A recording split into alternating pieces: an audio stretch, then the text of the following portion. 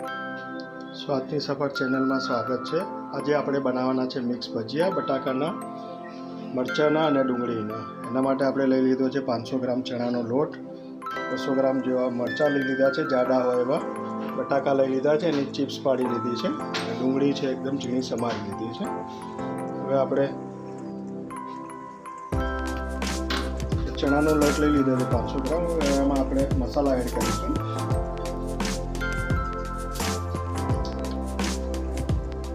अर्धी चमची जेटले अजमो लई लीधो है अने मसळीने आपणे एड करीशुं।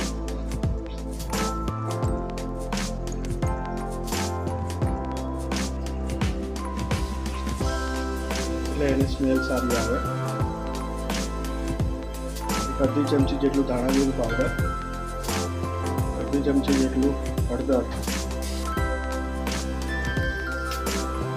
અને 1 ચમચી જેટલો મરચાંનો પાવડર।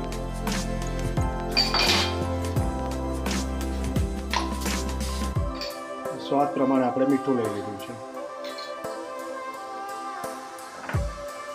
ચણાના લોટમાં આપણે ધીરે ધીરે પાણી એડ કરતા જઈશું।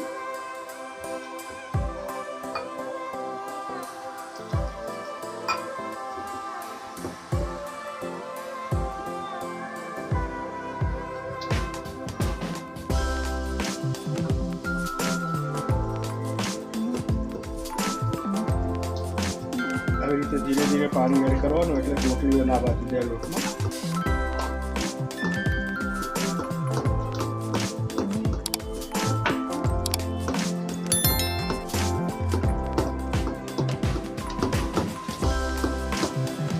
આપણે થોડા ચીલી ફ્લેક્સ એડ કરીશું એટલે જે બટાકાના ચિપ્સવાળા ભજીયા છે એના માટે।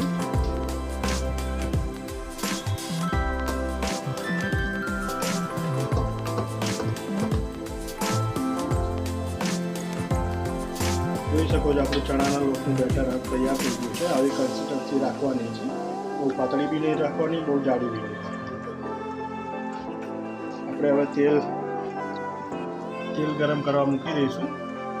તેલ ગરમ થઈ જાય એટલે પછી આપણે જે ચિપ્સ બનાવી છે એને તળી લઈશું।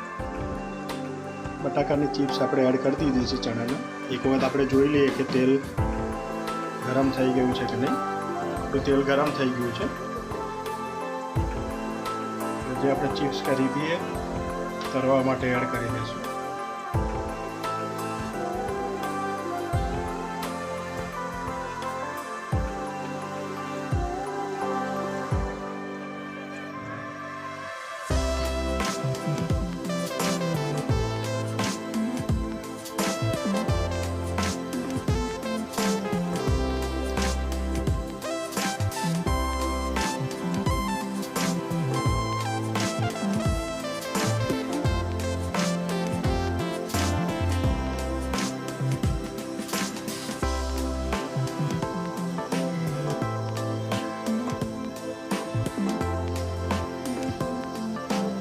જોઈ શકો છો આપણા બટાકાની ચિપ્સના ભજીયા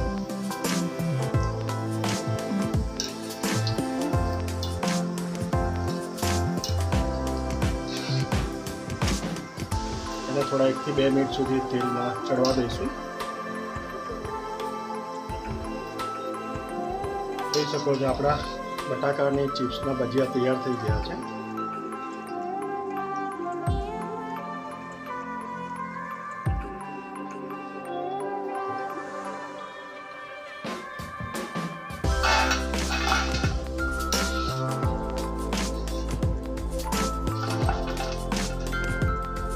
एक बेटर में આપણે જે મરચા સમારીને રાખ્યા હતા મરચા લઈ લઈશું।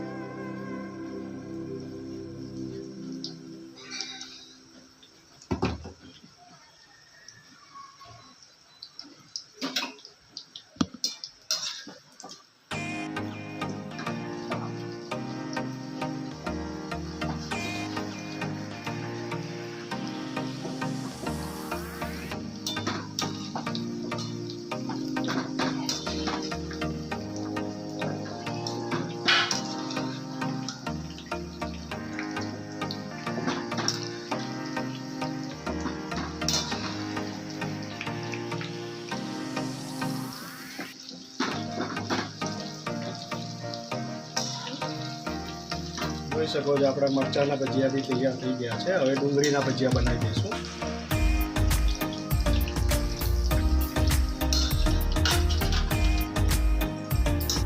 હવે આપણે જે ડુંગળી કટ કરીને રાખી હતી, ડુંગળીના જે આપણે ડુંગળી સમારીને રાખી દઈએ, હવે એના ભજીયા બનાવી દઈશું.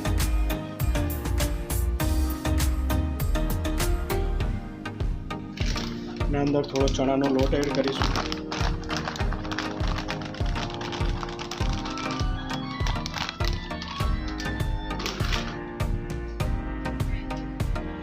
ચમચી જેટલું મરચું, અડધી ચમચી જેટલું ધાણા જીરું પાવડર, અડધી ચમચી જેટલું હળદર.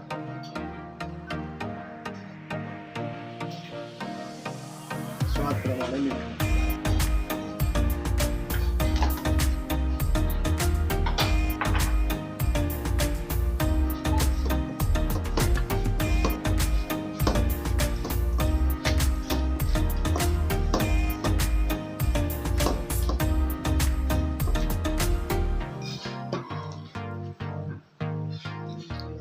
આવી રીતે છૂટક છૂટક કરીને નાખી દેવાના.